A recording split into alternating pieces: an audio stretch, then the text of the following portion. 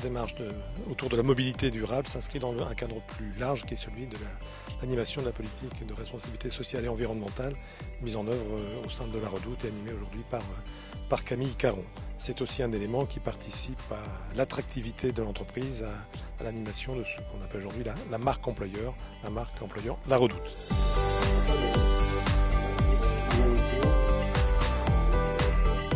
Très concrètement, on vient de lancer le plan de déplacement entreprise. Ça se traduit comment? Ça se traduit par 3 mesures phares. La première, le covoiturage. Alors, le covoiturage, on l'organise comment? On a conclu un partenariat avec une entreprise qui s'appelle WazeUp, qui a installé une application sur laquelle les collaborateurs se sont inscrits et qui permet d'organiser le covoiturage entre leur domicile et le lieu de travail. Ça, c'est la première chose. La deuxième, c'est on prend en charge de façon plus large les frais de transport, les frais des collaborateurs dans l'entreprise. Vous savez qu'il y a une obligation légale, on a majoré de 10% la participation de l'entreprise aux frais de transport. Et la troisième chose, c'est la mise en œuvre dans le contrat d'une location de véhicules électriques, des Zoé avec Renault, qui sont utilisables pour organiser les déplacements entre les divers sites de l'entreprise et également utilisables par les collaborateurs dans un cadre privé le week-end.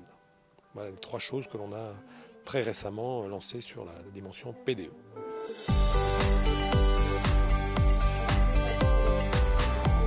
Généralement, à la Redoute, sur tous les sujets qui vont concerner la RSE, on a un principe, une méthode de démocratie. C'est-à-dire qu'on va aller rassembler et interroger des collaborateurs sur les effets de levier et les freins.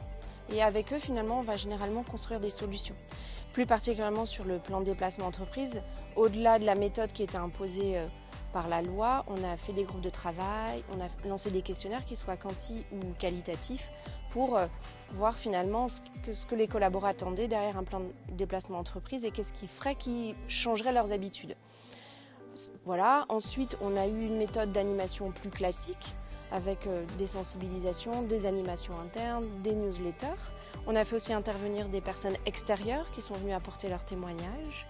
On participe aussi à l'ensemble des challenges européens, nationaux, locaux, sur les challenges de la mobilité, le challenge du vélo européen, on y a participé.